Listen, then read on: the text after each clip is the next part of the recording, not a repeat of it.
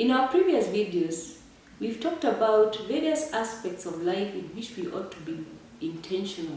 We've talked about developing relationships, being intentional about career and business, being intentional about spiritual development, being intentional about personal development, being intentional about recreation. And in today's video, we want to talk about being intentional in a very sensitive area of finances. My name is Joyce Thairo, and you're watching Intentional Living. Finances is a very emotive issue. I'm sure when you're growing up, you had things, that is, if you grew up in an environment like I did, you had things like money does not grow on trees, being rich is filthy, the rich are greedy, you cannot go to heaven if you're wealthy, money is the root of all evil. And these statements shaped our belief system around the area of money. And as I talk about finances, I understand from the law of polarity that for every left there is a right, up has a down, and sides. The law of polarity says that there is always an unequal and opposite. So if there are external laws of money, for example, what is taught in business schools about saving, budgeting, preparing for retirement, investing, then there must be inner laws of money, and that is my area of interest in this video. We are talking about belief system around the area of money. I've talked about how our bringing helped shape our belief system around the area of money. And I want us to talk about how to be intentional in challenging those belief systems around the area of money. We recognize that you cannot hold money if you do not have mental capacity to hold it. And I want to give an example of people who hold or win lotteries. Irrespective of the amount they win, most of them go back to their original financial position or even worse. Why?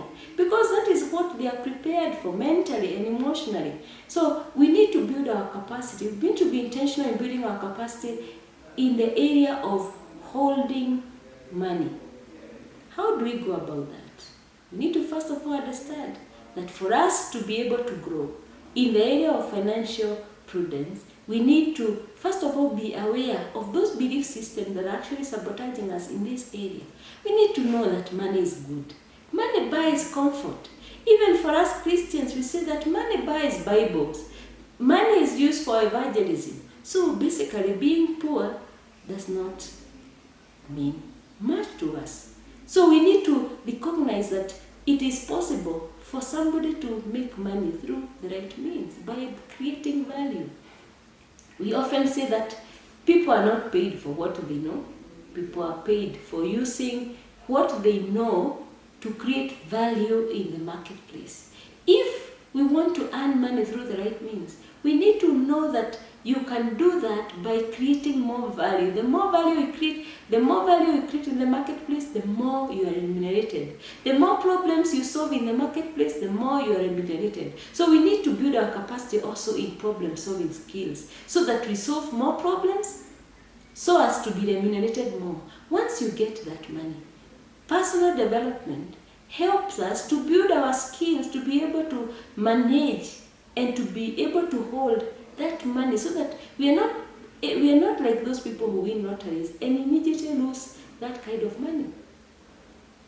I often see at the end of the month, people are spending money lavishly, or even just the just ended festive season. People are spending money without even giving it a thought.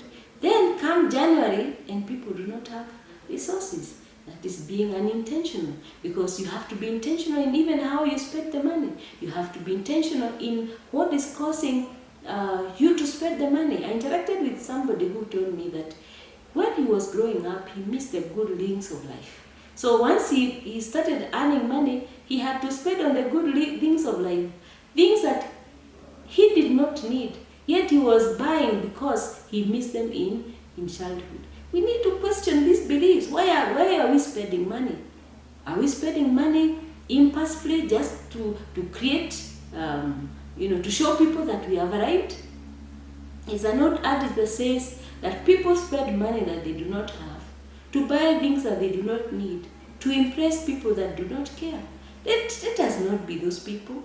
Impulse buying, have to decide, I cannot spend a certain amount of money without thinking through it, because the advertising is there to target our money. We are always being told how our lives will be better if we buy another phone, if we upgrade our cars, if we upgrade our laptops.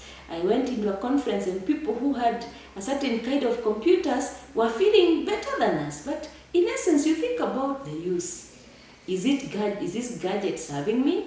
Is it meeting my needs? Even as you go to make a purchase, you need to ask yourself, what am I purchasing? Why do I need it? Is this particular one going to meet my need? The fact that they have an offer, that does not mean that you need to buy that item. The fact that they make you believe that other people are happier than you because they have that item is not necessarily true. It's a marketing gimmick. So my friend, deal with the issues. Be intentional about how you earn the money, how you spend the money. And from the richest man in Babylon, we learned that we need to at least save and invest at least 10% of our income. So what does that mean? We have to spend less than we earn. Thank you for watching our videos on intentional living. I would encourage you to subscribe, like, share, and also leave your comments. Let us know what you think about our videos. And I'm excited about this. Looking forward to see you next time.